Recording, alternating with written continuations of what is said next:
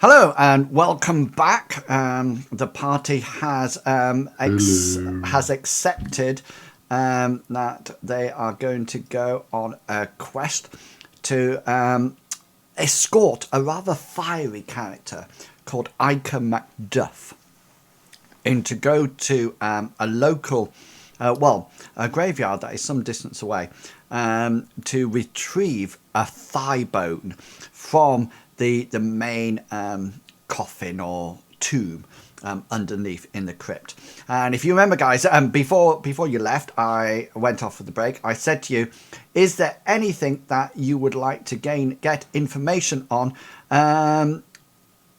before you head off? Basically, anything that you would like to know?" Gully would like to see whether or not he can talk to Basil at all. Yeah. Well, rather than taking a huge amount of time to role play again, if you tell me what information you want, and Okay, then so I can give it to you.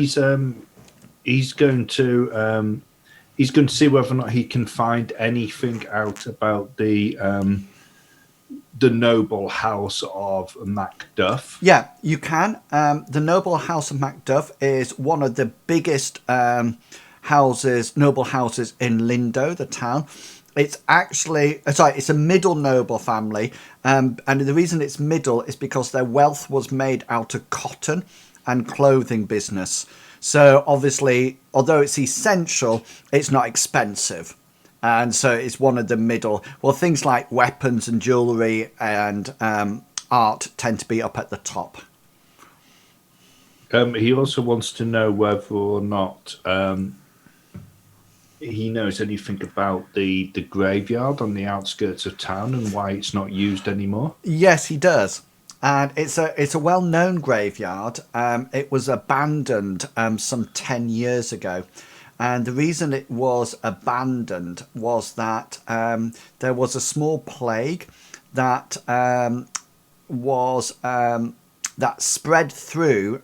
Just going to ping the map. This area and this area, so like anywhere outside the town walls, there was a small plague that spread through those areas, and the bodies were actually buried in that graveyard.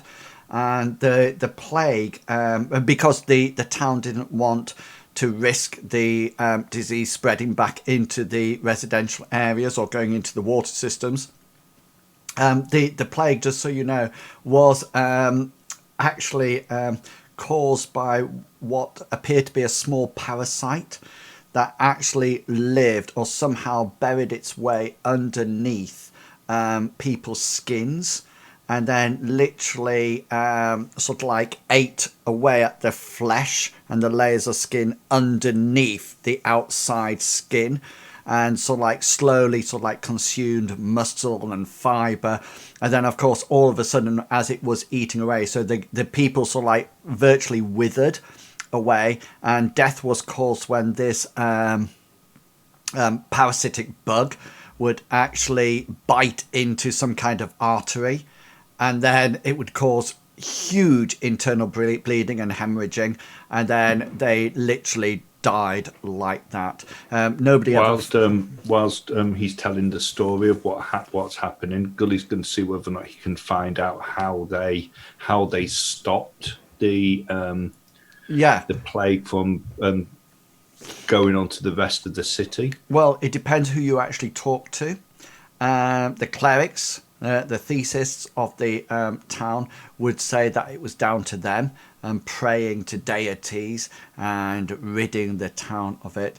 Some more, say, intellectual people, orders or houses, would say that it's because they burnt half the town, half the slum area. And there's even a rumour that they actually killed many people in the burning. And so they didn't sort of like do it selected areas. They just literally, there is one story that, I don't know if you can see the walls, but they actually put archers up on the wall and fired flaming arrows down into the area, and just literally burnt it and killed everybody and everything in that area, and to stop it sort of like progressing. Obviously, you can see that being next to the docks, it was highly important, because otherwise it could have actually transported into the town. But was that side of the docks there? Was that then now sort of like a military dock? Was that where all the ships were with cannons compared to where we came in, which was where the... It is now, but beforehand it was the poor section of the town. You also want to see whether or not there was any, whether or not it was all poor people, or whether or not there was any nobles or anything like that. That also, whether or not there would have been any. Interestingly enough, all reports sort of like suggest that it was as a poor people who were infected with the parasite, and if anything, it was called the poor man's plague. And you get the feeling that even if any noble people actually were infected with the plague, they probably wouldn't admit to it. It was definitely recognised as the poor man's plague. Okay, so I mean, Gully's got a couple of more things to ask, but does anybody else want to find out anything? Briggs wants to know who's the noble that's buried in the graveyard. It's not known, and you think this is probably a really interesting question, and you get a feeling that there's more going on here, that is rather than a simple quest to progress up a cleric order.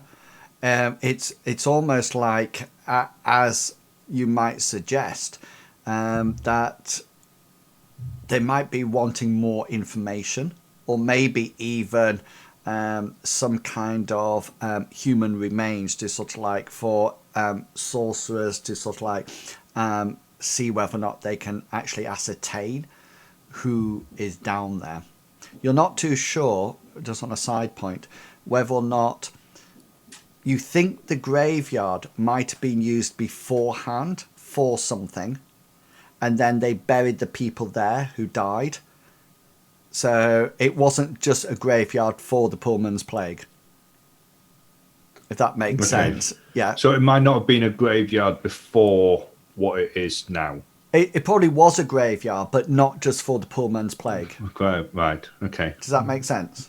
Yeah. Yeah. He also wants to find out more about the Twin Moons Order, if that's possible. Yeah. Okay. Then, so all you can find out at this point is exactly what has been said before. They appear to be an order of clerics or thesists that actually worship both moons, and the reason they worship both moons is that within their order they have a range of spells. They have both the positive healing spells, but also the destructive spells as well. And whereabouts are they based in the town? The actual order is all the clerical orders are actually based in this area here. Okay. And is there any way to recognise them? Do they have a certain tabard or anything like that? No. And they actually say that they actually live like the dark moon, unseen. Okay. And the other thing that Gully wants to try to find out about the McDuffs is Ica an only child? That's going to be you ask the guy at the wagon this on the way back, and he just falls very quiet at that point and refuses to answer the question. Okay. So the other two bits of information that Gully wants to find out, once whilst talking to Basil, he wants to find out the name of the barmaid, the young barmaid. Jasmine. Yeah. And when he's talking to the old guy as they're heading out towards the path to meet up with Ica. He wants to find out the name of the horse. Jasmine's full name, by the way, is Jasmine Bumblebee. Bumblebee. Yeah. That's a nice name. Yeah. And the name of the horse? The name of the horse of the wagon? Yeah. Beth. Ah. Okay. Cool. That's all Gully wants to know. Okay. Anybody else want to know or find out anything else before you set off? Yeah. Dominic would like to help. Literally just her name. Jasmine Bumblebee? What's her name? Yeah. That's the barmaid, yeah. Yeah. He would like to help her sneak into, into Goaly's room tonight. Yeah. Well, by the time you actually get back, the inn is actually totally empty of barmaids. There's only Basil up, and she actually doesn't actually start work until about 8 o'clock on the evening. So it's probably something that you can is something that maybe Gulliver can get his enjoyment. Maybe a different night rather than. Sorry, Not tonight, Jasmine or Josephine. So I should have called her Josephine. Josephine, not tonight, Josephine. Yeah, drat! I've missed an opportunity there, haven't I? Yeah. Okay. So the following morning, when everybody sort of like meets up to wait for the wagon, Gully comes down this time, and he's got his backpack. On his back with a copper cooking pot attached to the back of it as well. He's got his padded tunic on, which he calls his armor, which is actually several tunics all sort of like sewn together. It's sort of like very, very makeshift. With a knife in a sheath on his belt, and also another small belt pouch. And he's going to help himself to to some of the provisions that have been laid out for the expedition, and he's going to make sure that those are safely stowed in his backpack. And then once everything's sorted, if Basil's up, he's going to say goodbye to Basil, and he's going to go out, and he's going to get onto the wagon. And now he classes his normal position up next to up to near the driver, and he's going to wait for the other two before they set off. Cool. So just to let you know, I now assume that you have all your combat gear on and ready. Okay, as per your character sheets, and any if you received any sort of like magical items from the previous adventure, then I'm assuming that you will have them with you, and you should know exactly what it is. I assume that you've put any big items, for example, any magical items that you might have got, like gems and jewels. I assume that you don't have those with you, and they're actually in the inn. So please adjust your equipment list as you see fit. Just Gulliver is carrying everything with him. Okay. He hasn't left anything in. That's cool. In the thing, he found that ring which he's got, and he's got the gold pieces that he had as well, and he's carrying all that with him. He's not leaving it. Excellent. The X's are what's not being taken, isn't it? No, X's are what you've got. Okay. Because it's easier to click what you have rather than what you have now. You should be seeing the continent of Odessa at the moment, and you can see, hopefully you can see Lindo there.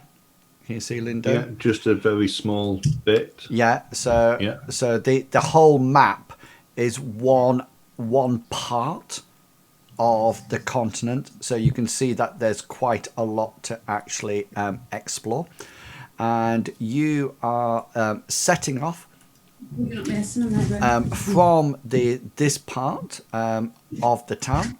The next day, up here in the wagon, you notice that Ica is at the front with the old man who is driving the wagon, and she, Eva, Gully, you sort of like go to the front to try to get in, and she just sort of like turns and looks at you and just goes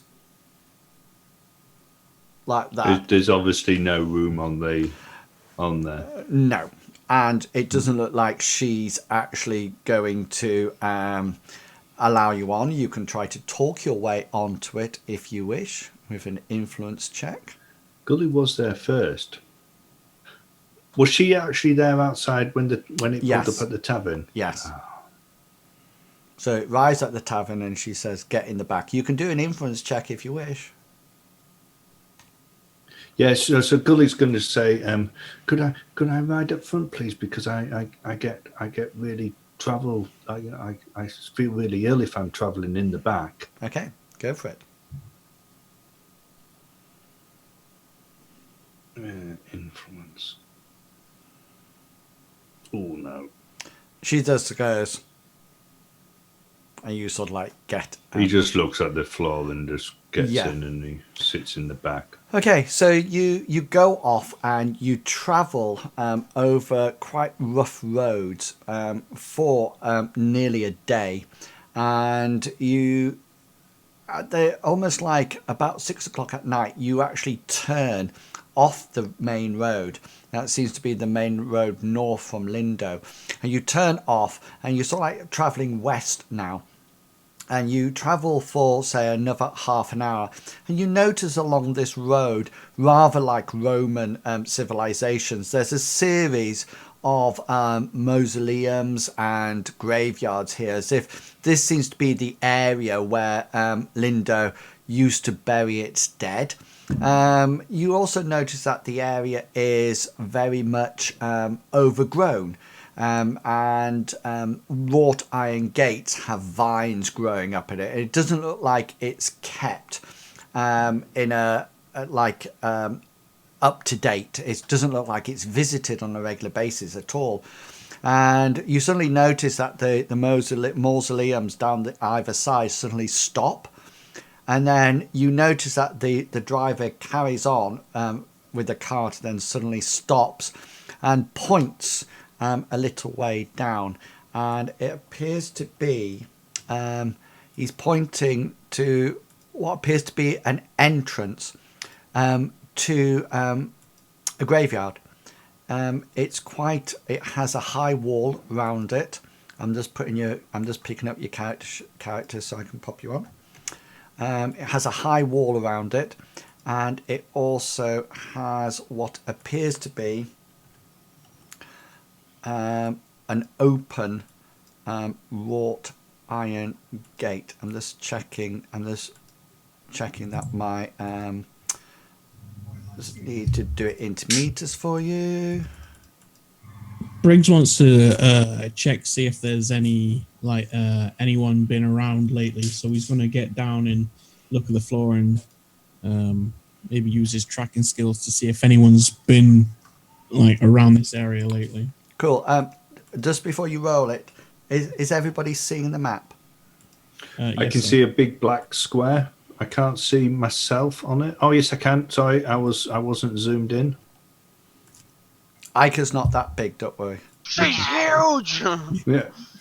on the journey getting here, Gulliver's been in the back with Briggs and Dominic, and he's just been almost talking constantly, and he's told Dominic basically everything that's happened from him leaving the from leaving the old lands, what's happened on the ship, how they went to an island and fought a horde of painted men, and there was a multi-armed woman which Gully killed, and how there was an evil woman and they had to burn people. And Excellent. Meanwhile, the whole time Dominic is using his hatchet to carve a drawing of Jasmine in a very provocative position with Gully, Just roll. Just nodding. Just roll your crafting skill. Oh, great. This isn't gonna go well. Do you have one? I could do that. I don't know. I'll It find doesn't out. end up being it's two stick figures. It actually comes out as an X. Briggs, do you want to roll your tracking skill? Yeah. Yes, please. And Dominic, if you roll your crafting skill, then that would be I don't cool. believe I have crafting. Right. So if you just roll for me a 1d100 in the usual way, then I can tell you what happens. Okay, you sort of like halfway through the journey, Dominic sort of like nudges you, Gulliver, and points to something that he's been drawing on the side of the cart. Did he pass or did he fail? Well, I'm going to draw what you see. Oh, right. So Okay. it looks something like. Oh, can we show this on stream? Uh-oh. So something like that. Perfect. That's exactly what I was going for. And that's what it looks like. And you just sort of like think, Gully's good to look at him and say, Dominic's just laughing. why? Gulliver's going to go, why have you carved a tree into the cart, Dominic? yeah, you just sort of like think, what? And Briggs just sort of like, and I could just sort of like looks at it. She looks back and sort of says, she says to you, "You'll pay for the cart." And as she goes, Gulliver's going to immediately point at Dominic and said he did it. Yeah, and tracking. Yeah, once you get here, the cart's parked some distance away, and it's about like a 20-minute run or something like that away, and the wagon driver has set up camp there, so he's put out the bedrolls and there's a fire thing, and he's not happy to come next to this graveyard at all. Is he armed? No, he's not.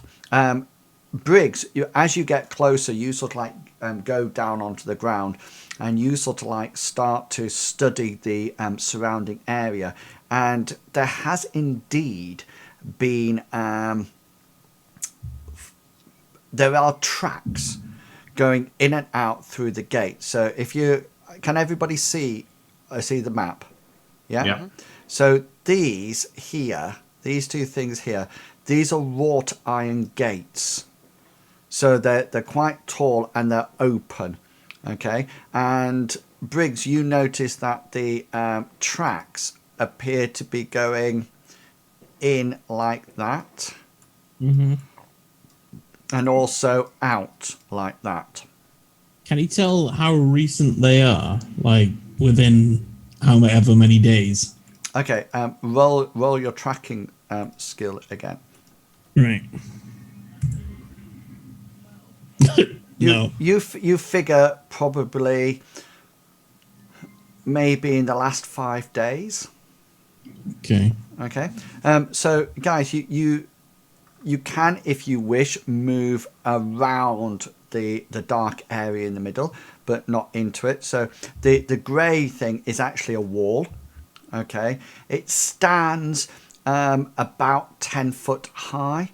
So if you think about it, because we're working in meters, if we say for the purpose of this game, it's a little bit less. But if we assume that 1 meter, one meter, is 3 foot. Okay, so you can get a rough idea, and you can see it's exactly what it looks like. So can you see this shrubbery that actually has grown up the side and over the top of the wall in places? There appears to be this here, and there's going to ping it, appears to be some kind of a tree that obviously has its roots inside the stone area and is growing out the top. So you can actually see it out the top, but not, it's actually inside. And if you just look at the top of the map, so make sure your view is at the top. Yeah. here. Yeah. Can you see where I'm pinging? Just here. You will be able to. I don't know whether or not you can see it on the grey bit. So that seems to be some kind of mausoleum. So it seems to be some kind of big grey building at the top. It's flush against the back wall, and it actually towers over the wall as well. Okay. So looking through the actual gates, what time of day is it? Sorry. Well, it's actually coming in darkness now, and you can, if you wish, wait at the campsite. And what does it look like? Ica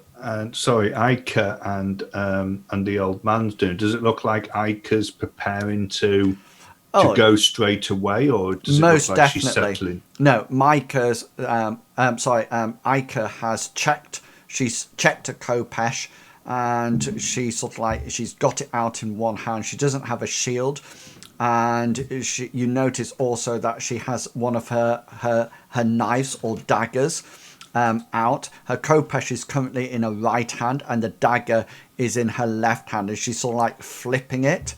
And she's flipping it really well and catching it with the hilt every time. You figure that these are probably throwing knives. So it probably looks like she's got a missile weapon ready. And then you think she'll probably switch to a Kopesh at the precise moment in time. And she sort of like steps up to this point, and she sort of like says, "Gentlemen, are we ready?" After Briggs is dropped his bedroll and his bag, he's just got his armor and his bow, arrow, and sword. Yeah, cool. He's gonna walk up alongside her and nod. Gulliver's going to take off his backpack, and once he's done that, he's going to take the cooking pot off the back of it, and he's going to use that, and he's going to put that on his head to act as a helmet, and then he's going to grab the put his backpack back on. Does it look like there's been any type of light bought with them? Is there anything in the provisions wise and at the campsite, or is there anything in the back of the wagon like a lantern or any torches? There is lanterns, so it's completely up to you who wants to take one. They generally have about 18 meters light, 9 bright and 9 dim. So if anybody would like to take one, then I can attach it to your character as a light source if you would like to. So it's already getting dark. Oh, and yes. It's almost certainly going to be getting darker. And if we're going into any type of crypt, it's going to be dark then. So Gully's going to get one of the lanterns, and he's going to carry a lantern. Are you going to light it? He's going to light when it looks like we're setting off. He's going to light it. Okay. And carry it with him. What's the how's the horse reacting? Is it uneasy, or Gully doesn't have any sort of like animal husbandry or anything like that, but animal empathy, or does it look? It doesn't look worried. Right. But like you say, you're not too sure what a worried horse looks like. It's not going or anything like that. Okay. Okay. So, how would you like to progress, gentlemen? If you decide what you want to do, and then I will say what Ica's doing. Well, Gully wants to be somewhere up close to the front, but he doesn't want to be on the front lines. He's not that type of person, but he'll fall in where needed. He'll look to see where the other members of the party are going, and then he'll fill in. Okay, so I'm I wasn't gonna say anything, but I don't want people to be like, oh, well, he's still shirtless. So I'm just gonna say it. So, when Dominic gets out of the cart, he'll like take his battle axe and just like drive it into a stump or something or a tree nearby, Yeah. and then he'll go ahead and adorn the chest plate, Cool.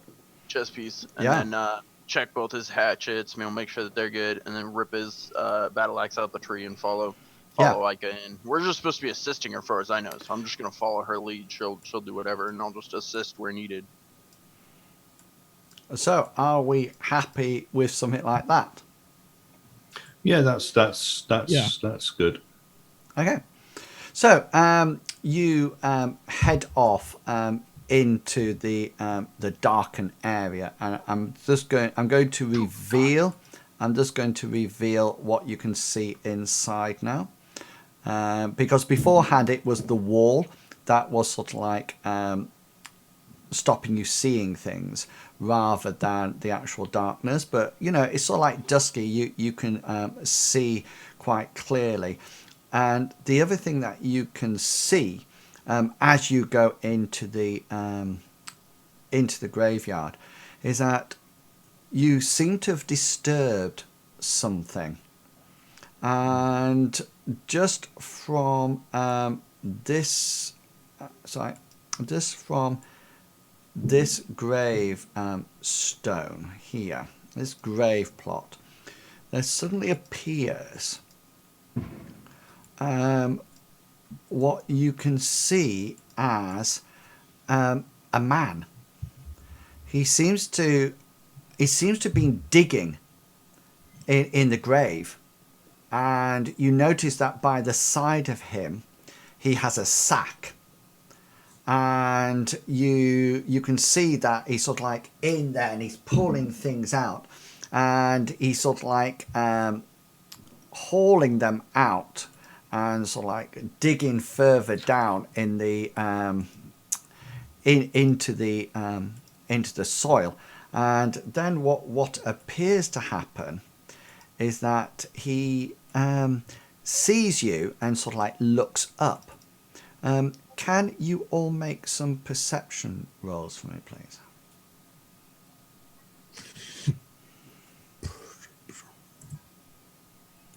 Oh! Oh yeah. So sorry, let me just call. So Dominic and Briggs, you notice as he sort of like brings himself up, you suddenly notice that on his bare arms and across his face, he seems to have sort of like lesions and abscesses growing, and they're sort of like red ulcer marks, and it looks as if looks as if he's been cut a few times, and he doesn't look very healthy at all. And he sort of like looks at you and stands up, and then he appears to have with him like a club, and he sort of like decides that either you or him should not be there, and decides to act appropriately. So guys, please remember we are currently on round 1, turn 1. So please remember to click your characters before you roll your initiatives. Okay, and they should come up as demonstrated there. Right.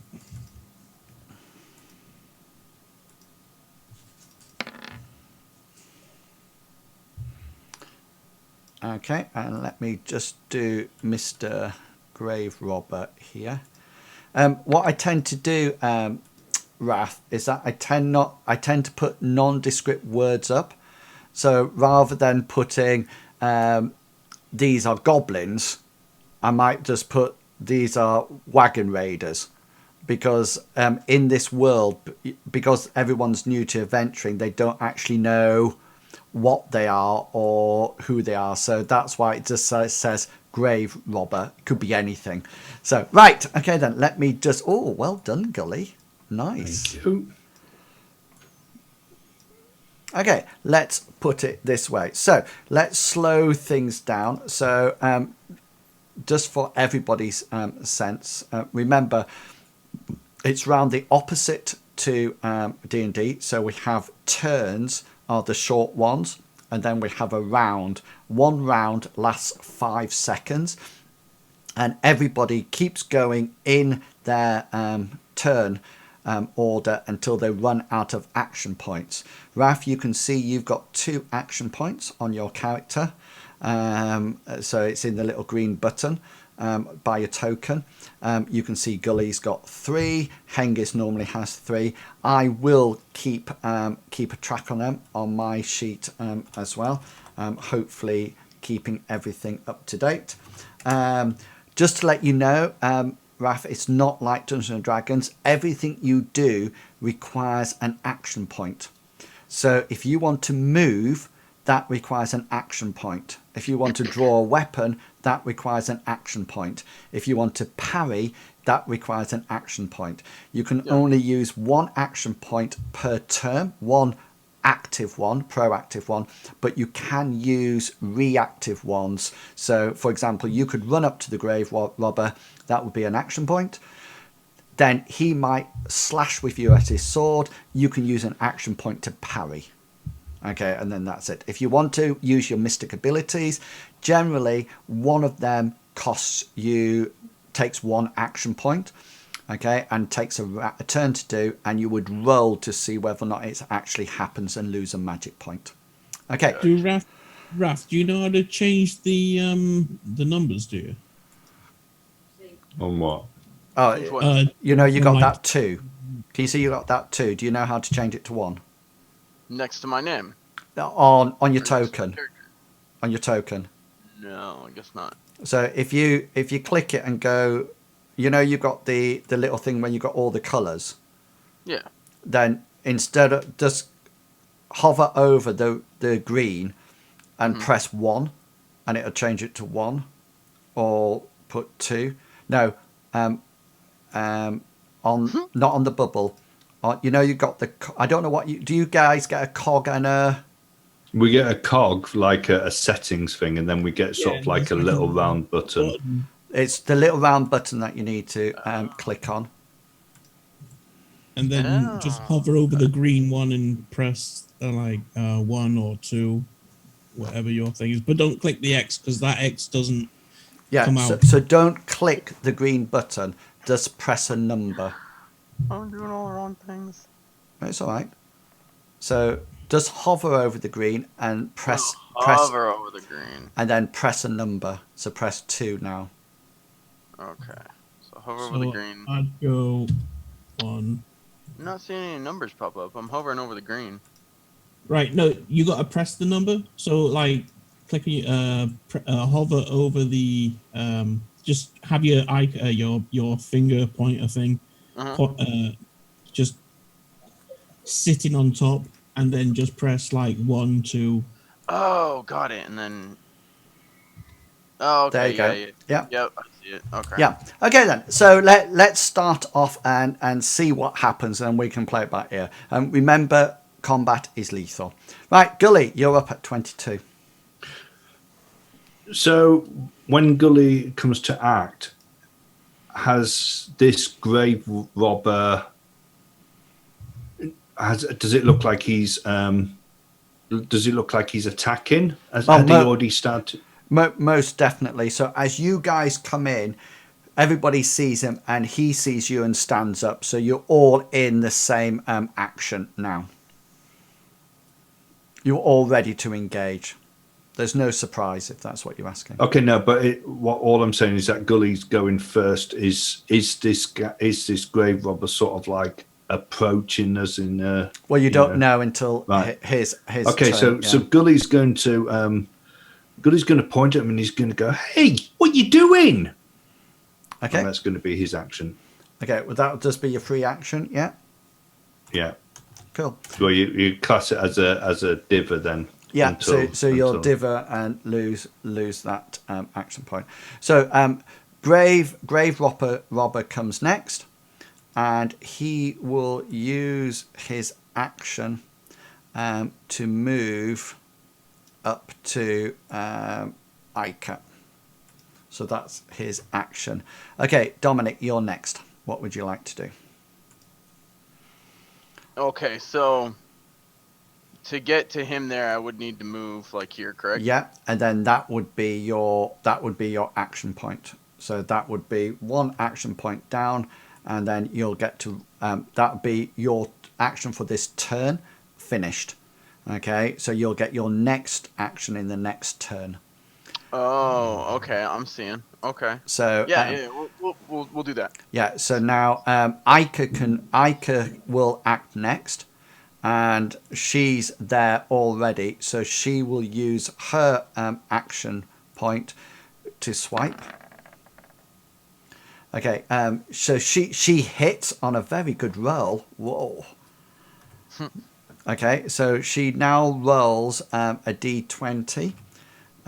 To see. Oh, hang on. Before I roll that, sorry, my fault. My Grave Robber will parry the attack, but fails. Okay, so what was her roll? 12. 9. 9. No, her d20. Sorry, you can't see it. We can't see it. No, she hit the Grave Robber in his chest. And do you want to roll? Oh no, I can roll her damage. Was it D8? Yes, it's a D8. You can roll it. Go for it. 3. In his chest. Cool. Ouch. Was that the knife that she used then? That was a Kopesh. Right. That was already drawn. 3 points. Yeah. Cool. Mm-hmm. Okay, and she slashes it across, and you notice that there's definitely blood that started to pour from the wound. So you figure that she's used a bleed special on the actual on the Grave Robber, but he's definitely still up. Okay, Briggs, you're up. Briggs is going to move so we can get a clear shot. So he's going to move there before he's ready as well. Cool. So that's his movement for this round. Excellent. So round 2, we're up to round 2. Gully, you're up. Okay. Seeing that this Grave Robber has come into attack and that he's, it looks like he's going to attack Ica. Gully holding the lantern in one hand, his other hand he's going to outstretch with his 2 fingers crossed towards this Grave Robber, and he's going to say, "Erit," and cast a spell. Cool. Go for it. I know which one it is, don't I? Oh, nice. Make sure you deduct your... it just does 1 level of fatigue, doesn't it? Yeah. Yeah. Okay. So make sure you deduct your magic points. Oh, don't forget, you can... It's resisted. With what? Endurance. Endurance. Thank you. Yeah, he resists your spell. The reason it's hard is because I've already changed it. Hang on, what did you get? Yeah, I definitely resist it, don't I? Because I'm way lower, because I've got the crit. Yeah. Okay then. So you cast your spell, and your spell, it's just a simple folk magic, and you cast it out at him, but you feel that it doesn't actually, as you try to drain him of some energy, you feel that his personal willpower is much greater than that, and you come away having drained nothing at all. Okay, Dominic, you're up. So now you can hit. Yeah. All right. Yeah, let's do it. Let's swing. I'm Or- not gonna use X-Men yet. Okay. I was thinking of using X-Men, but if by the time I do that, this lady would have killed him. So Yeah, so just roll. So roll your Axeman combat skill, your combat style, and what you're looking is to get not a critical failure. below your skill. All right, here we go. Yeah, so you have actually hit. Yeah. Okay, so can you see that standard roll? That's 44, and your skill is 47, so that's fine. You have hit. I can't parry, so you get a choice of doing a special on him. So basically, you can do one of several things. You haven't critted, so you're using an axe.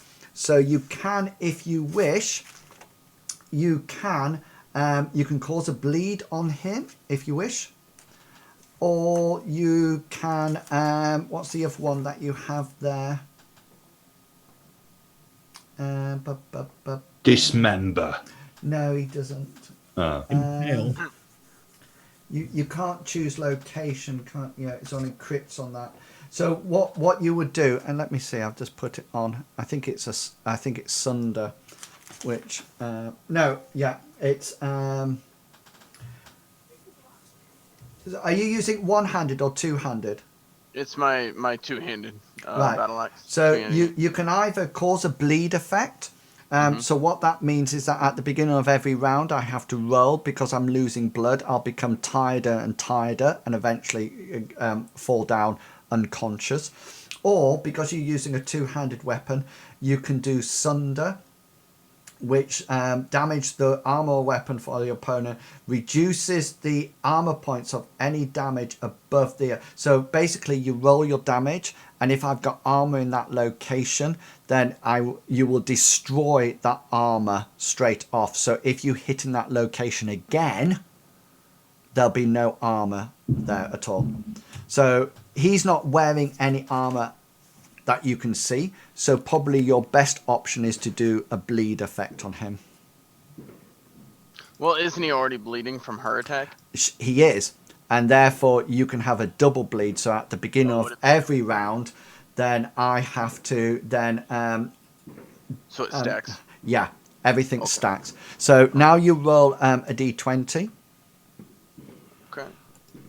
And this is where the location of that damage is going to go. 19. So that's actually in my head. Oh. Okay, and now you roll your damage.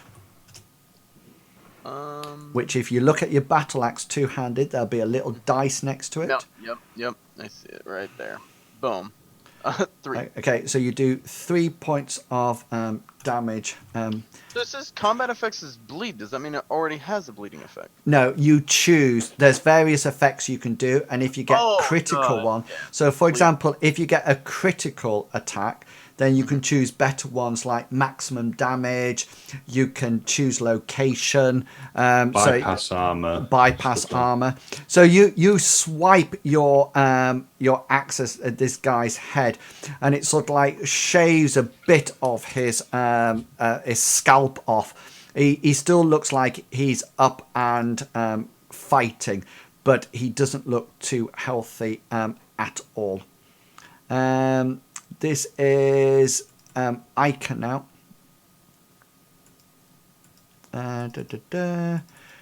She's going to try to hit with her knife as well,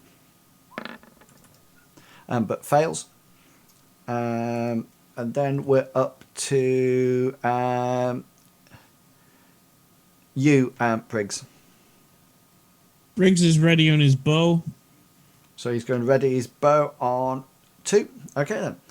Excellent. Just so you know that the guy the grave robber has used up all his action points, so he can't actually fight that round because he tried to parry the round before. Okay, so this is now turn 3. It's a club that he's armed with, isn't it? Yeah. This is turn 3. Dominic's out. I think the only person who's still got one is you, Gully. Yeah, so Gully is once again, he's going to recast the spell that that was resisted. Cool. Not with that. No, you're not. Well, do you want me to resist it? No. I think you've resisted sort of like the last 4 spells I've cast. I know. Anyway. It's cool. Okay, so that's the end of round 1. So we're going on to round 2 now. So remember, everybody needs to re-roll initiatives. And then I'll tell you what's going to happen.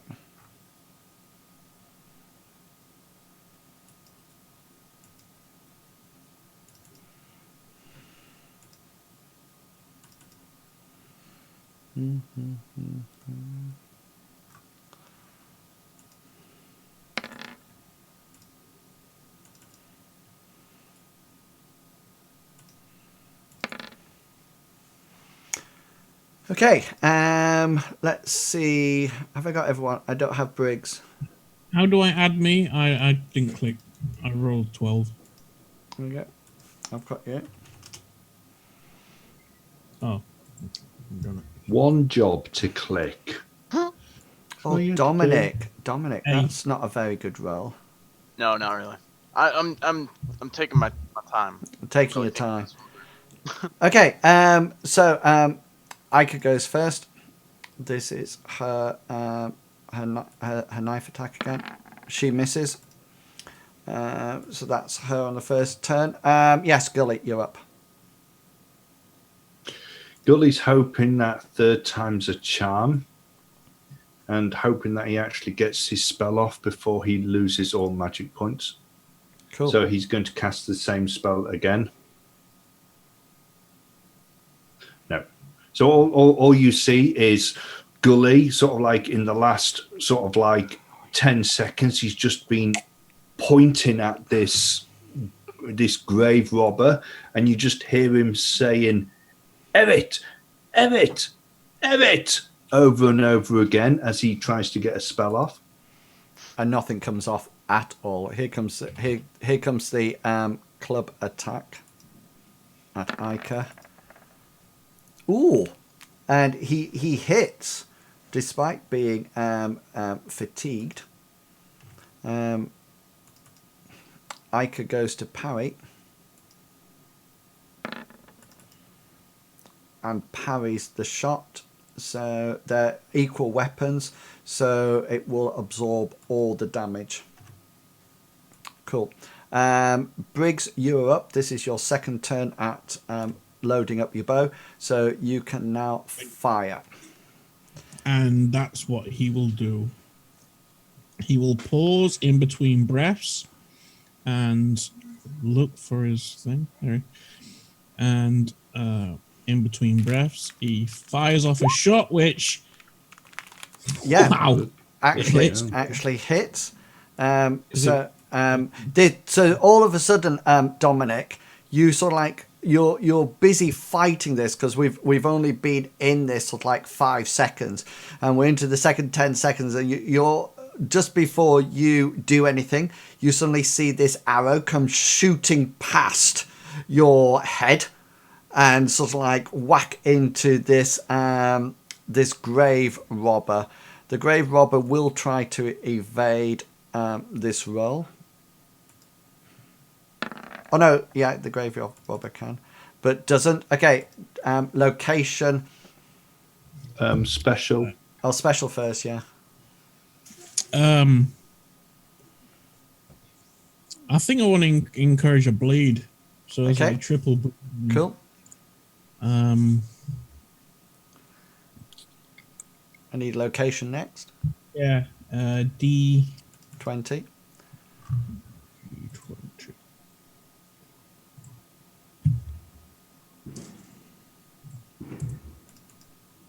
And is 9. Okay, which is actually his abdomen. And do some damage to me. That's a D4, is it? D6. If you just roll, it should just say next to his arrow, next to his weapon. Next to the weapon, it'll just say what damage it is. Down now after your combat styles, it'll give you weapons. So he's bleeding out of his yeah, stomach, yeah. his chest, and his He's face. sick. Yeah, Yeah. he's There losing we go. blood. He's losing blood rapidly at the moment. 5 5 onto his. Where was it? is Abdomen. abdomen. Okay, that takes out his hit points in the abdomen, so therefore he's got a serious wound there. So he's now going to roll his endurance. What was your initial attack? 15. Yeah, so the arrow comes flying between Ica and Dominic and hits the grave robber, and it fires into his stomach, and the guy falls unconscious on the floor. Dominic, can you make a perception roll for me, please? Of course.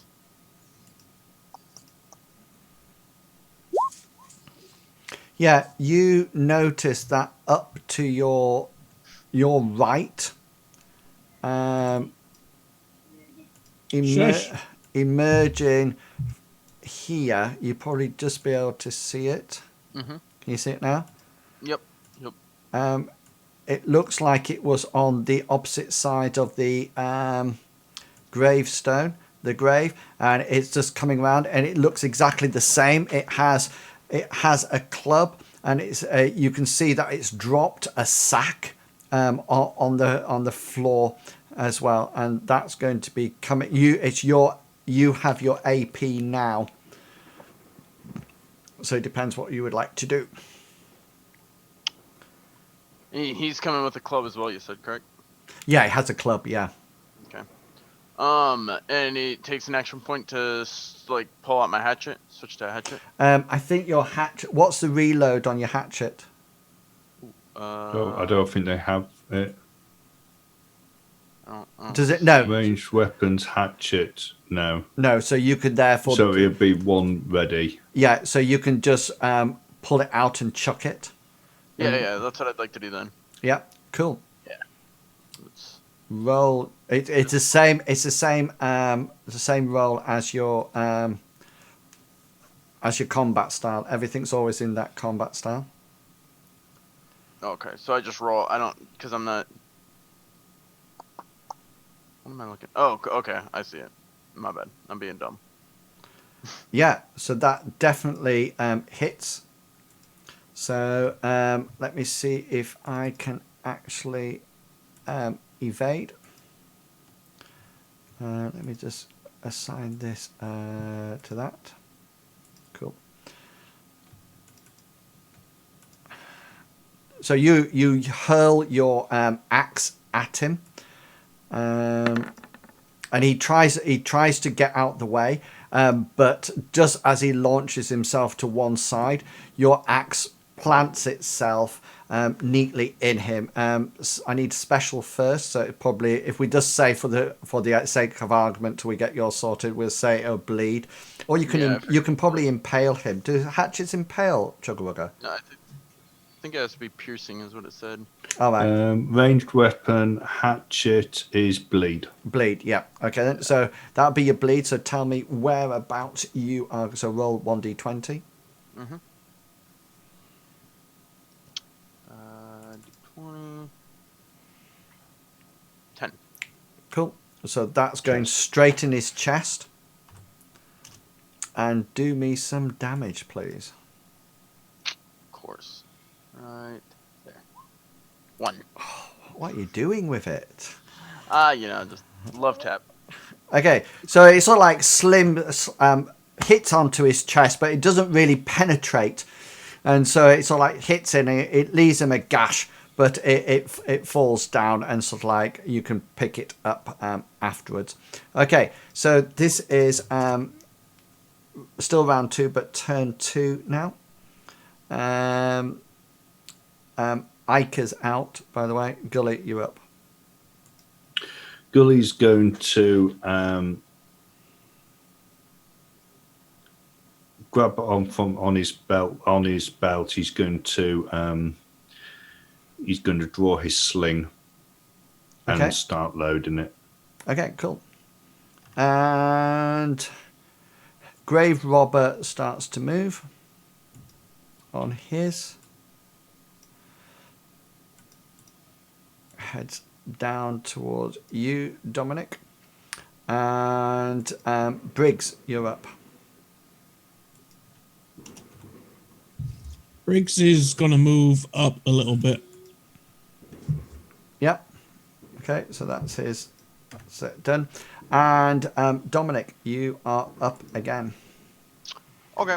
At this point, I think I want to use Axeman.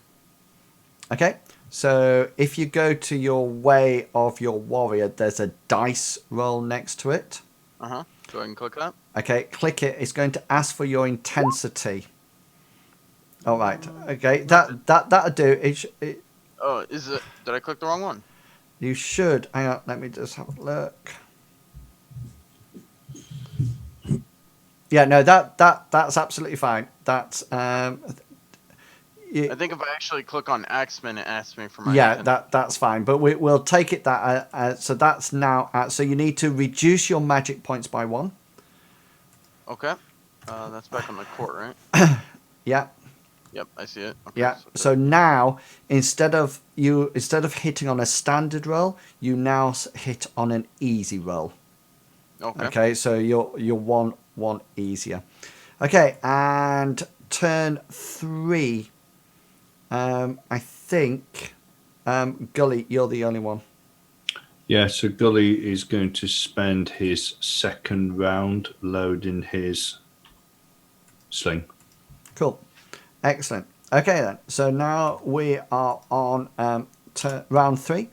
And guys, just wait. Don't get excited because I need to wipe your initiatives.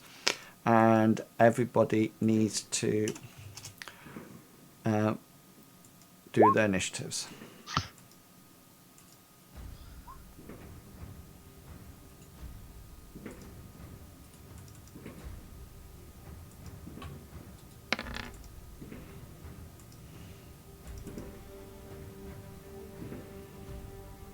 This is round 3. This is Round 3, turn 1. Yeah. so Okay. Do I do my thingy this round? No.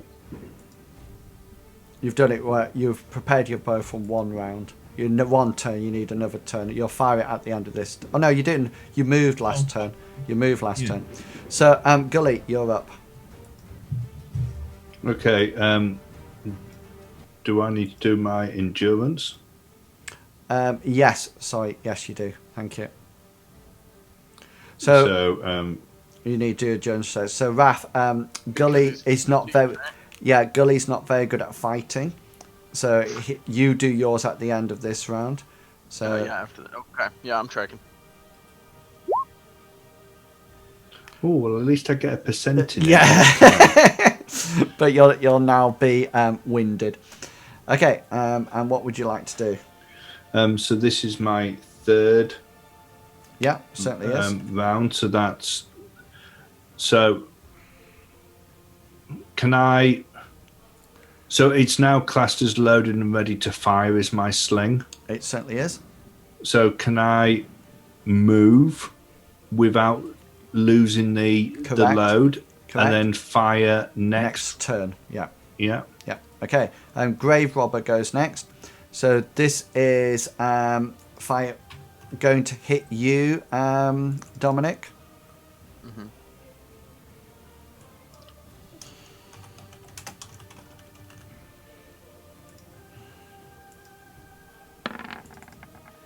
Right. Okay. So this is hit you. So you have a choice now. Yeah, parry or evade, correct? Yeah. Well, normally you would evade. You would parry. If you evade, you throw yourself to one side, and you will be prone at the beginning of the next round. So the next turn, you would spend it getting up. Yeah. So the better idea is to parry it.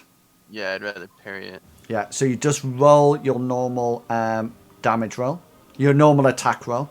Attack roll, okay. Okay. So you've actually parried it. Can you see your standard thing? So he swipes down with his club, and you manage to get your battle axe shaft up and actually block it as it comes in towards your head. Now, because both your weapons are the same size, then they're they're both medium. You'll even it out, and so you'll take no damage at all. So does his mystic ability help with parrying as well as attacking, or? I was wondering that because it's technically with my axe, but I wasn't sure. yeah, so therefore he got an easy roll. Yeah. Right. Yeah. It was, Yeah. Okay, I was just Well, curious how yeah. that worked. That does qualify. Yeah, it goes for everything. Yeah, it just so happened on that one that you succeeded on a standard roll as well. Yeah. That's what I was wondering. Yeah. Was all. Okay. That's cool. So therefore, Briggs, you're up.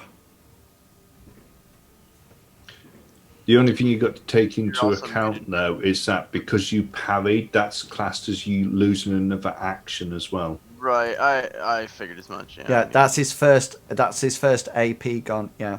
There we go. Yeah, so Briggs is gonna start to load his weapon. Yeah. Cool. And then Dominic, you're up. Yeah. I'd like to attack now. Yeah. If I can. So all you need to do is make sure that you hit easy, and then you're fine. Oh. Yeah. So can you see if you didn't have your Axeman up, you would have missed. Yeah. But because you got your Axeman up, you've actually hit. So this would be a bleed. So damage location. Yeah. 1d20. 2. 2, which is his left leg. And do some damage for me. And damn. Remember, this is two-handed. 2. Man, I am. You are nailing bad. damage. You've actually got a 1 on your D8. Yup. Okay, that goes down to that. Okay, he's still up as you swing your axe. You sort of like block his club and then take the axe down and under and whack his leg, slicing a nice cut along it. Ica, Can I ask a quick question? yeah, So when I don't know all the rules to the system, so this is more That's- just for me. that's fine. When I parried his attack, Yeah, we didn't do damage to each other's weapons because they were even sized. However, my weapon is a large, is what it's showing, size L. I'm guessing that's large. okay, so I thought it was a medium. So what happens is that as long as your weapon size is the same or bigger, no damage comes through it. So that's the first thing. But because your weapon is bigger, I'm just checking now. So your attacking weapon is large, is medium. Yeah. So it takes all of it, and I'm just seeing. Chugwugger might know. There's a special that allows you to, if you had critted your parry, Oh yes, yeah. then you can actually elect to damage, or if he misses and you succeed in your parry, you can then do various maneuvers. So one of them is that you can choose to damage his weapon, or you can put him off balance, something like that, so that next round you would get more attacks. Oh, Yeah. okay. Interesting. So basically, because your weapon is a large weapon, as long as you parry with it successfully, I would need you would never, unless I had an enormous weapon. Well, actually, large. If it was a huge weapon, you would actually take half damage as it came through to you, because you can't. It's not big enough to actually stop the weapon or the damage. So because it's large, you actually do. It takes no damage for you. Okay. Okay. So sorry. Who are we up to? I can. Oh, Ica moved. Yeah. Okay. So combat town 2. Gully, you're first. Has she moved into the way of? She has. You can still fire at him, but if you miss, there's a chance that you will hit either Ica or Dominic. The same happened with Briggs firing his arrow as well. So it's assuming that they're not sort of like stood there fighting. It's assuming that they're actually rotating round and moving. So as long as you don't miss, then you're fine. Get the timing down for the gap. Exactly, yeah. Well, okay. Well, losing his shot because he's not going to fire into the crowd. Gully's good to continue to Just hold it. to swing his stone in his sling. Okay. Grave Robber is going to go after Ica as she steps up. Ba, ba, ba, ba. Hits an Ica. Oh. Can you see those rolls? Yeah. So, Does he chop red off? say again, sir. So Does he Ica. chop red? No, Ica parries it with a crit, and sort of like blocks the whole of the attack. I'm just seeing my defensive crits, but defensive. Some really cool ones. Yeah. Da, da, da, da. It's nice to have a GM roll. Okay, I think what she actually does, I think what she's going to do is that she's going to deflect she knocks it over to one side, and then she whacks this grave robber in the side of his eye with the hilt of his weapon with her weapon, and executes a blind on him, so he's now blinded. Excellent. This is turn. Is that everybody? Everybody done? Yeah. Yeah, I'm out. Gully, do you have any left? He has one. There's no other target, so is there? No. And for him to get a shot off, he's going to have to sort of like move. Yeah. Well, even there. I mean, how tall are these gravestones? These. Yeah, for example, if Gully was to move there, these are flat. They're like slabs. All right. Okay. So if he like Gully will, Did you have a misconception about those? Did you? I thought they were gravestones. You know, sort of like stuck up. Because you were. It doesn't matter. The only thing I was going to ask was whether or not, if they were stood up, whether or not Gully could still fire over them. But if they're flat on the ground, it doesn't matter. He'll be able to fire over them anyway. I was just going to give you the option because you misunderstood what they looked like. I was going to give you the option to have moved last round and fire now, because you actually thought they were upright. No, it's fine. He's going to move. He's going to move there, and that will be his. That'll be his action for this one. So, Dominic and Briggs, you need to roll endurance.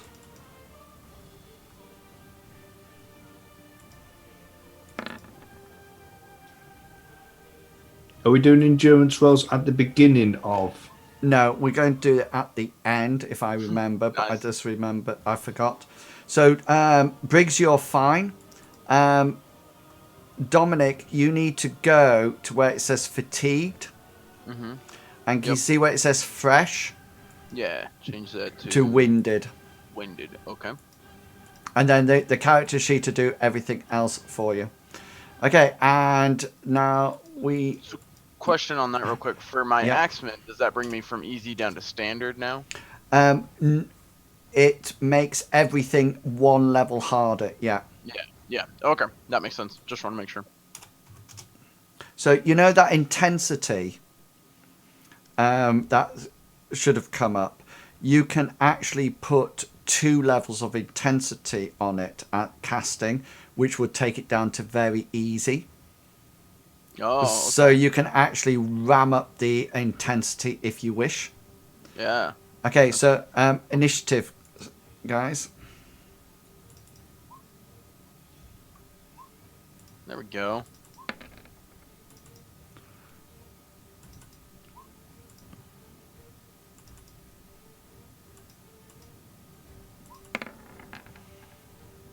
Oh, that's better. That was Oh, look! So I get Yeah. really excited. It's actually gone in order without me having to change anything. Excellent. This is round 4 then. Okay, Gully, you're up. Okay, so having a hopefully a clearer shot now. You do. And still whirling his sling around his head. Gully's going to wait for the right moment and release the. Is this sling? is this a scorpion slaying stone? No, that's a throwing stone. Okay. This is a sling bullet. Go for it. Chuck away. Which he's going to release the stone, and he would have normally hit, but he's missed. It's missed, because yeah, because you're it's fatigued. fatigued. Yeah, excellent. Well, not excellent. Right, so it goes sailing off. Briggs, you notice this stone comes sailing past you, or it does actually probably hits on the ground. It's a disappointment that actually, because I couldn't evade that because I didn't know it's coming. Dominic, you're up. Yeah. This guy's blinded now. Yeah, Yeah, that's what I was just about to ask. How's this guy looking? So he's blinded. he's blinded. He's got. You've hit him. He's been hitting the. You've hit him in the chest, and he's been hitting his right leg as well. Okay. But he's not going to be able to parry this roll. Okay. In that case, I'm just gonna attack. Yeah, cool. So rolling. It's down to standard, But you hit, and he So can't. parry, so you automatically get your bleed on him. Excellent. Okay. So location first. Yeah, I'll do that. Let's do location. We got a 9. 9, so that's in his abdomen. Okay. And then damage, correct? Correct, yeah. All right, let's get better than a 1. Here we go. 4. Wow. Low damage roll. Okay, yeah. Okay, so you swipe him across his abdomen. You feel it actually slicing through his skin and some of his flesh, but it's not taking out all his guts yet. He sort of like now sort of like just flails wildly with his. Oh wow. Maybe I should try flailing wildly. Yeah. I'll just go around and go. his actual attack, his actually attack roll is formidable. That's what it actually is, because he's blinded, and so he's formidable. Oh, hang on, mate. No, it would normally be formidable, but it should be hard because he's fatigued, so it's 1 level higher, isn't it? Which means that he actually doesn't hit anything, because it's 1 level higher because of his fatigue. So he's sort of like flails around. Don't know why I'm closing my eyes. Flails around with his club and sort of like doesn't hit anything. Briggs, you're up. Do I get a shot off this round? Yes. Yeah. Okay. So, seeing him do my tactics against the ghost, I'm gonna pause between breath and fire off another arrow. Oh! Right in the head. Choose location. Oh wow! Critical roll. Excellent. So I was busy looking at We've just been raided, so that's what I was paying attention to. Okay, so you're going to go in his head? You're going to choose location? Or are you going to max damage? Oh, okay then. Or yeah, hang on, can you max damage? Yeah, attacker criticals. Yeah. You can, or you can rapid reload. I'll take max damage. Okay, then, so roll. You might roll the head. Yeah. Yeah. Hopefully, fingers crossed. Go on, roll a 20. Or Or a 2. So I'm. Just roll a d1d20, or do you want to choose location? What do you want to do? Choose the location or max damage. Oh, you 12. 12. Abdomen. Chest. Chest. Yeah, max damage in the chest. So what's your max damage? 6. 6. Okay, so he's already been hit there. So that goes down to -1. Oh yeah. Which means he has a major wound, which means he's going to roll his... right, I'm rolling my endurance against a 1. You'll get it. And fail. So you actually draw back your arrow, fire it off. It hits him straight in the chest. It actually goes straight through in between his 2 ribs and actually pierces his heart exactly. And this grave robber just goes and dies there on the spot. And is completely and utterly dead. Briggs is a bit shocked. He's not used to killing people. He's used to killing rabbits, but he's not used to killing people. I might be mistaken, but I'm pretty sure our archer just killed both of them. I know. This is. Didn't he get the killing blow on the other one too? I don't know. Yeah. I don't know if he's dead. I think he might still be. He's either trying to impress you, Dominic, which after your comparing bits on the actual wagon, that could be. Yeah. Or he's trying to impress Ica. Yeah. Perhaps he's still drunk from last night. Yeah. Perhaps Briggs is saying, yes, Dominic, you can pee off the back of a wagon, but I can kill 2 people with arrows. Nope. Truth be told, I was aiming for this gravestone up here. Yeah. That's the other thing. Were you actually aiming for? I think that's the first time that you've actually hit. No, is the word you're looking for. I think at this point, Dominic would straight up just like drive his battle axe into the ground, just driving it straight down, and then just walk over and just bear hug Briggs and like just sort of like grab him, and he sort of like holds his bow defensively in the front, so it's not actually exactly how he acts. He's like I'm just like, oh, you're so awesome, thanks, man. You wouldn't be doing that if he had missed his first shot and it hit you in the back of the head. I'm just flexing for the raid. That's what I'm doing. I'm just flexing. No, is that a flex? Yeah, that's it. It's a flex. I've got a flex. 2 seconds. What? I mean, flex, man. I just wondered what it is. Oh, sorry. I thought you were flexing your arm. I was looking at. Yeah, I have finger strength. There yeah. Flex That's good. Okay, so if I do that, I get cramp in my toes. There's now worse than toe cramp, I tell you. So Gully's going to put his sling away. He's looking really distressed now. He's tired. He tried to cast 3 spells in quick succession, all of which either failed or were resisted. He tried to hit with his sling. That was so he's going to turn his attention to these tombstones. Okay, so Raph, what do you think of the combat? I'm interested in what you think of the combat.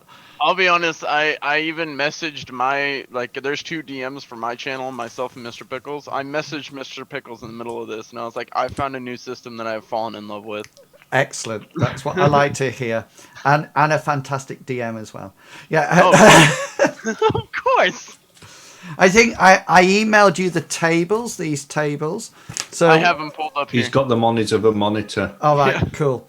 So once you get used to them, now just to let you know, guys, some of you are tired, so it will actually take on your character sheet. Can you tell me how long it will take you to recover? 0.125 hours. Okay, that's an eighth, isn't it? If you say so. 0.125. Yeah, that's an eighth. Hang on. I shall tell you. It is. I'll just quickly add it up in my mind. Pulls out a calculator. 0.125 times 8 equals. Yes, it's an 8. I know it's an eight. I bloody well teach mathematics. I should know. I'm not by one. Well, I confirmed it with my calculator. So you will need to rest for about 7.5 minutes right. before you're full. Who else is fatigued? Do you say me. is not 0? Is that so? Is that what I'm supposed to say? Not. So yours is I heard him say not point something. I was like, naught. Not? Naught. Yeah. As in Naught? naught. Is that 0? You Yeah. can say 0, yeah. 0 Okay, point. same thing. I didn't. I was like, what's not? I have 0. Like naught. Yeah. Oh, not. Oh, no. Is that an English term? Is that an Anyways, English- mine's naught point naught 83333. Did I say that right? Yeah. So That's not an 8. no. That's not an 8. You're true. That was so scary. I thought you was English. Then. I do, yeah. So yours is 0. Yeah, naught equals 0 in the Queen's English. All right. We know- should get Raf playing Shadowrun and make him play a character who's English so that he can. I was totally thinking of like before the game started. I was like, "What is my character's voice gonna sound like?" And I was like, "I could do an accent." And I was sitting here. I was like, "No, I can't. I'm playing with the." Well, we we just think your character's now American. Or Texan. Yeah. I thought he was Texan, to be honest with you.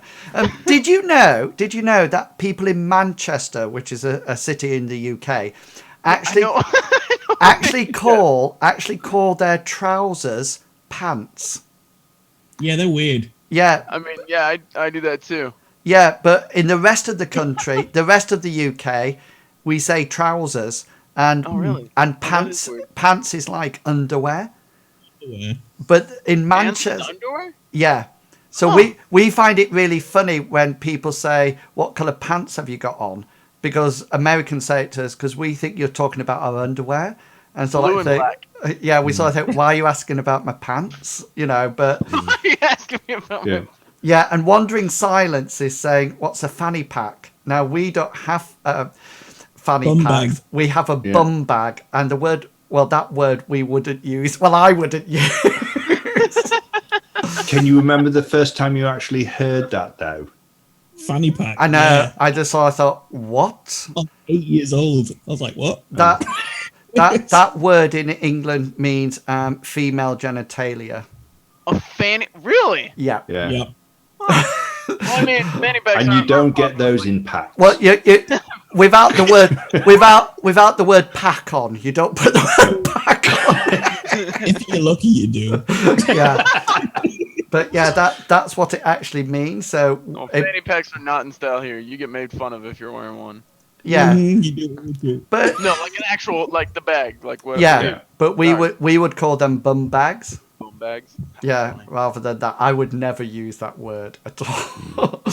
Okay, so roughly it's going to take about 5 to 10 minutes of chilling out and just sort of like 0.333. yeah, Got it. just sort of like chilling out and sort of like putting your feet up and so you sort of like sit down and clean off your weapons and sort of like get Arrows. say again, sorry. I collect my arrow. Yeah, so you'll get one back. Yeah. So I've been adjusting your hours, by the way. You've got -7. He's got 13 at the moment. Yeah. So Whilst we're not doing much, sort of like resting, can Gully see what this grave robber was actually doing at this gravestone? He was actually, they've actually dug down. Oh yeah, that reminds me. Thank you. I just anybody who's actually been in close combat with one of these, i.e., you, Dominic, can you roll your endurance for me, please? I'm so glad I'm a ranger. You need to take off. Oh my god. Yeah, you also need to adjust your fatigue because you'll be back to fresh now. Oh, okay. Yeah, it won't affect your roll because you failed on every single. Yeah. Okay, You're yeah, just a thank you. failure to us. I'm just going to put something on your couch sheet. Oh no. Thank you. Do you have an icon for the galloping knobwort? I knew you were going to say that. Is that where Hengist really is? I don't know whether or not Raph will understand that. I have no idea. No. In the last adventure, Hengist got bitten by something. Well, bitten or hit by something that was carrying some kind. Oh, he fell down a pit.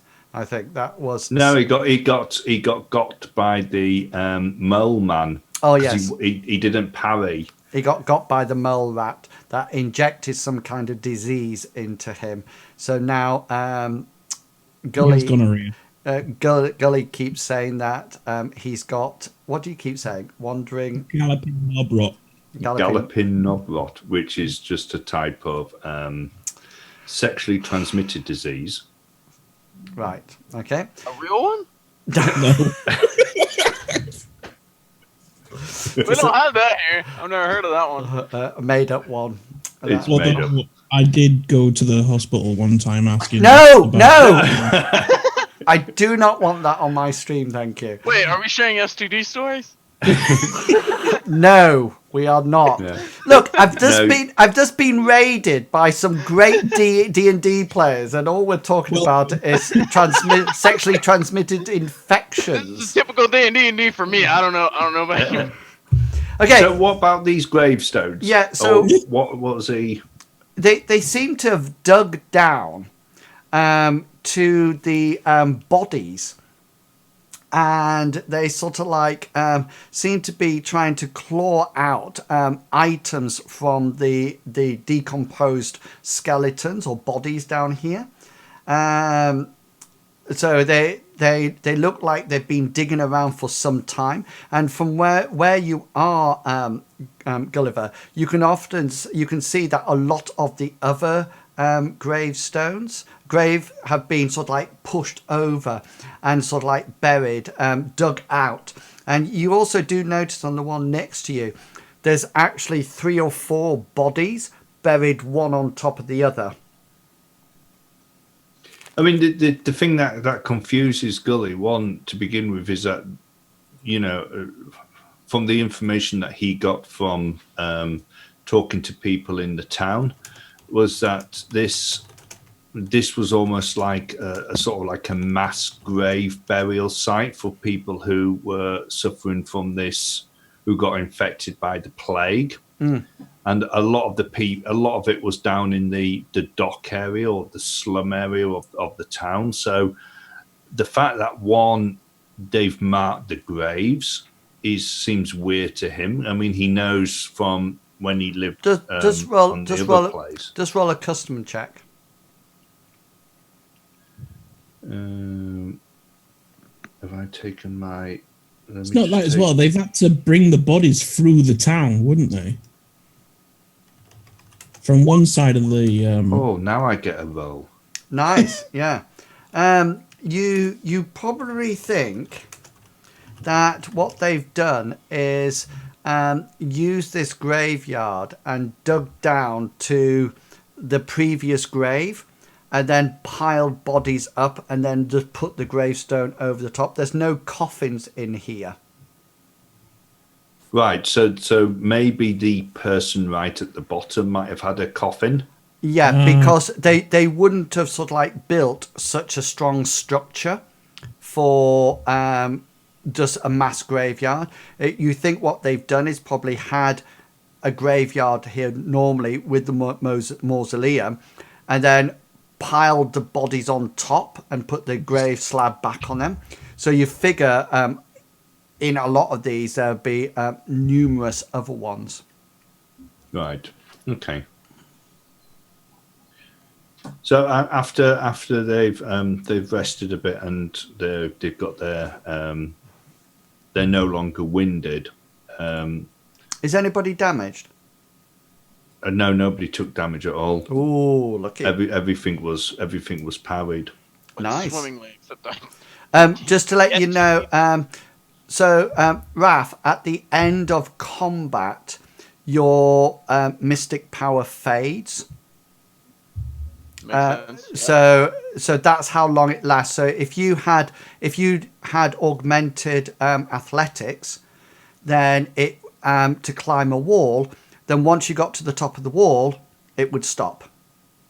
Okay. Yeah. So that's it. So you almost like call on. I always imagine that you probably called on the spirit of something, like a monk would do, and in order to fill you with accuracy with your axe, or this almost like strength of a bear when you do your damage, and sort be of like the Arabian Nights. Yeah, a bit like that. So, yeah, okay then. What would you like to do, guys? Does it look like Ica is? I presume Gully's picked up the lantern again. Are we saying that Gully drops the lantern when combat starts, or puts it on the floor, or am I carrying it with me? We assume that you place it on the floor unless we say otherwise. Right. Okay, that's fine. So retrieving the lantern from close to the actual entrance, Gully's going to form up again in the party. Does it look like Ica's actually heading? She is here at the entrance.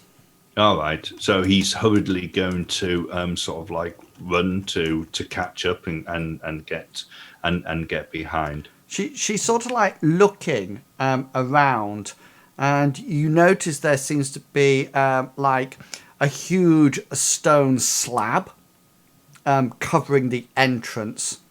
And she's sort of like looking round it. It's quite it looks like it probably once was put up and sealed as a sort of like a capping stone to go into the mausoleum.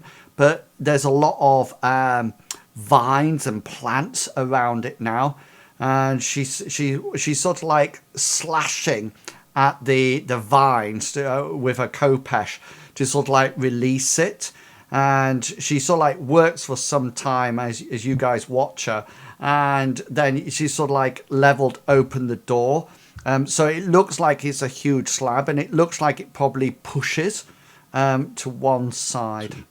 But obviously, if there's a whole lot of vines around it, it's not something that's been disturbed recently. No. It's definitely not. The only thing that looks like it's been disturbed have been the slabs. And I didn't realise that these up here actually have little people on them. Yeah, I was actually trying to read what it said on the compass thing down at the bottom left-hand side. All right. That's and I've got made with something. Love. And then it's somethingelse.com. So, but anyway, well, seeing Ica doing this, Gully's going to he's going to put the torch down. The lantern down on the floor, close to where the entrance is, and he's going to take out his knife from his belt sheath, and he's going to do his best to start clearing some of the vines from down the side. Yeah, well, working, and he also wants to do it on the actual on the floor bit, and he wants to see whether or not he can see any markings on the actual base to see which way the stone moves, whether or not it pushes across to the left-hand side or to the between right. you and Ica, you sort of like get rid of the vines right there around it, and it obviously quite obviously moves this way. Okay, so once he's cleared the vines, he's going to put his knife away, and he's going to get to the other side of this stone slab, and then look expectantly round at everybody else. Ica sort of like looks at Briggs and Dominic. Briggs is just going to stand there smiling. Gully decides that this is going to be his time to shine. Yeah, I think Dominic's doing the same. He's probably got like his battle axe like upside down. He's just kind of leaning on it, like. Mm-hmm. Cool. So Gully's going to try pushing this stone. Yeah. Yeah, well done. That's what you needed. Oh my god! Go boy, go! Yeah, you do actually shift it, Gulliver. You don't know where you actually found the strength from, but you actually do shift it a tiny little bit. It moves slightly, and Ica looks at Briggs and Dominic and sort of like she says to you, "Would you like to help?"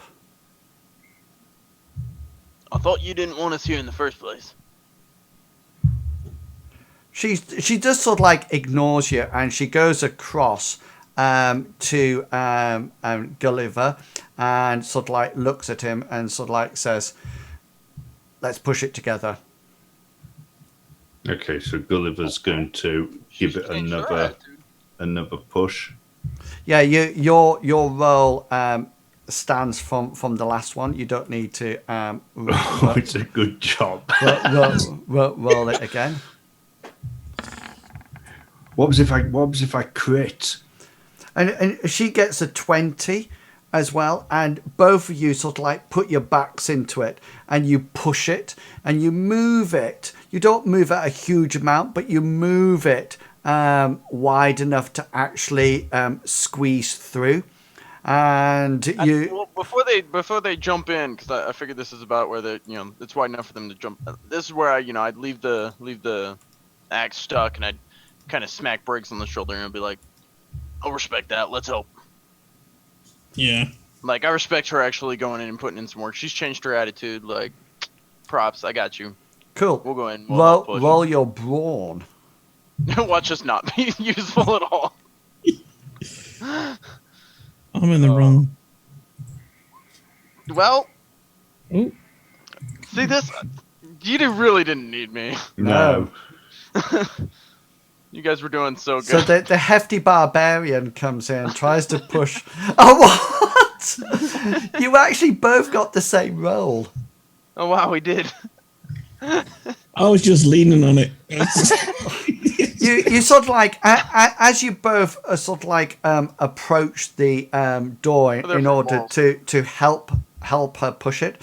She actually sort of like turns onto one side, and her sort of like slim body frame, she just sort of like presses herself through and enters into the mausoleum. Gully's going to retrieve the lantern, and then he's going to follow behind. But because of how thin and scrawny he is, he can actually probably walk through, and his shoulders will probably go through the gap as well, just walking straight through. Because yeah, cool. That's his frame. He's definitely going to be able to. And then once through, he's going to hold the lantern up so that he can see what's hang on. on the other side. Right. Okay then. I just guys, are you following them in? Briggs is gonna go up to the door. He's gonna have a look in. and then he's gonna get that immediate panic look on his face. I'll just walk up behind him and just kind of push him in. So Yeah. we like Cool. go in. No, so he, After you. Okay. Poor guy.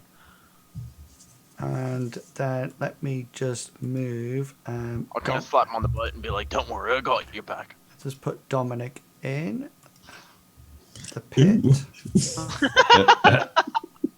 And then I'll move you across. Ooh. Okay, you should. Who can see what? I can see. It looks like it comes to some type of junction up ahead. Yeah. Can you all see? Can you all see Gulliver's Light? Yes. Yeah. Yeah. End out there for me. Cool. Okay, so what normally happens? I think it's round. That's how we decided that we're going to go. Yeah. Yeah, I think I was behind Ica, and who do you call it was behind? That's it. Cool. Okay, so you can see this here. I think you can see that in the light. Yeah. Yes, sir. That's actually it's a pillar. Oh, okay. So it's Right. Yeah. it's a pillar that sort of like is a splitting your light. Okay. Have we gone down? Have we gone downstairs or anything, or is it just? Yes. Slope. It slopes down. Yeah. So you've sort of like gone down a slope, and then you've come into this area. You figure you're quite a way underground. The air is quite stale. It's not fresh at all, but it's not musty or anything like that. It's quite stale. There's a bit of a draft. As you came through, there was almost like a slight movement of air to start off with, but now that's gone. There's no dust down here. It's solid paved slopes. You can see the walls. There's no water. There's no moisture. It's quite dry. You figure it's probably been like this for quite a while, and quite devoid of activity. Is there any sort of like alcoves as we go down? Do you know when they sort of leave urns or anything? I think you can see that there's something here. That does it look like it turns from the light? Well, you think it possibly could turn here. You think it possibly could turn here, and you can see that it doesn't turn here. Yeah. Can you? Okay. Raf, do you see the light? All right. Yeah. Cool. I see it. So you can move, but Gully's got the light. So, and you can't move out, and you shouldn't be able to move out into the darkness either. So you can't move off the map. Yeah. Okay then. What would you like to do? With Gully's behind Ica, so hopefully Ica's going to move and Gully's going to follow down with the light, trying to see various things. Okay, so Dominic, are you moving alongside Ica as we move forward? Well, it's either that or head back to the bar. Okay, so you move. Yeah, I'm going with them. You move forward and you get to here, moving along. When Dominic, you put your foot on something, and you're sort of like looking around, hefting your battle axe, and you press your foot down on one of the slabs, and you suddenly find it does give way slightly, and there's quite a resounding click. And we will leave it there until next week. Next week. So I am going to move you back to this. You should be on the starting screen now. Yeah. Yes, sir. Yeah. Excellent. So what we like to do at the end of the game is just let the players have an opportunity to say who they are and where you can find them. Okay, so start off with Chugga. Off you go.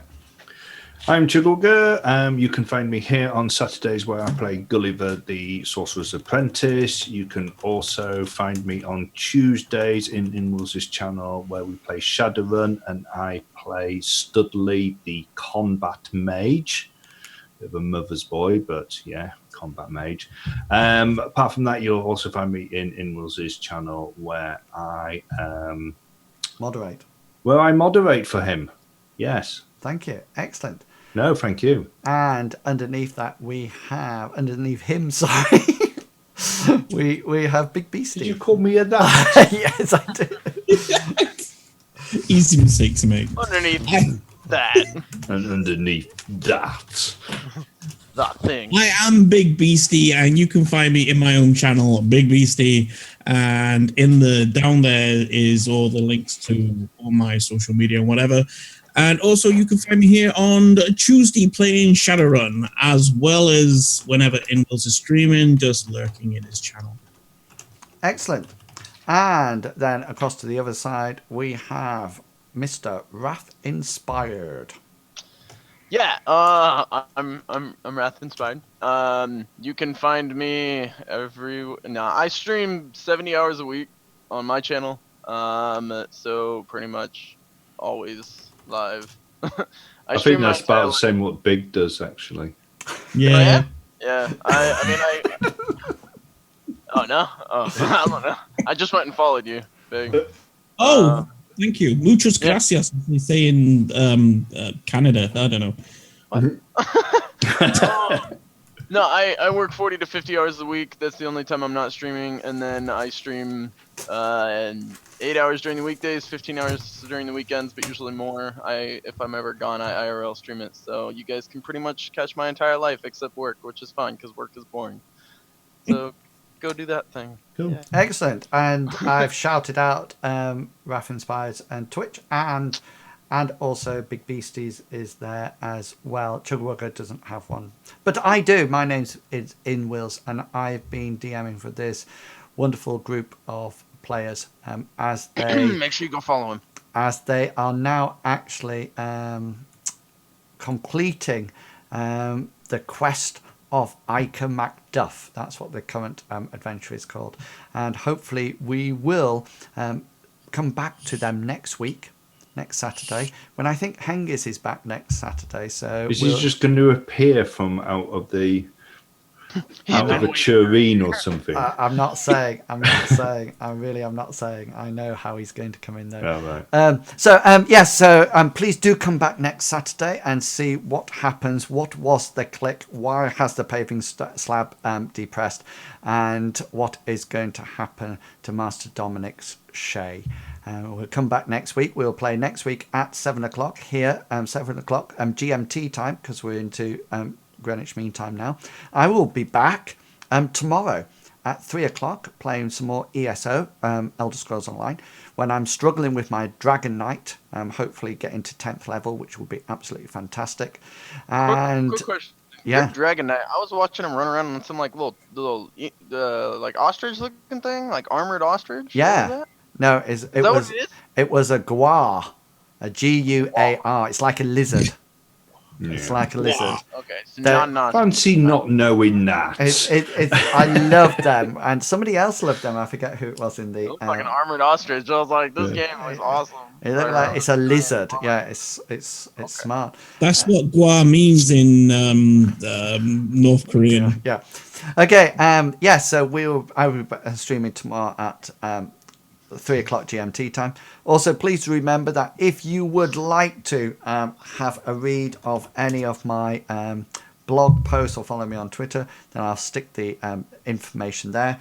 You can also support the channel in a variety of ways which are now coming up in the chat.